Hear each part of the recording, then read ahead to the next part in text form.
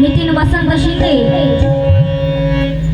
शाखा क्रमांक 36 मौजेगाव वावे यांच्याकडून देखील धन्यवाद आलेला आहे. धन्यवाद. त्याचप्रमाणे मनीषा मानसी श्रद्धा निधी श्रावणी श्रवण श्रेया आणि सविता यांच्याकडून 200 रुपये आले आहेत. त्याचप्रमाणे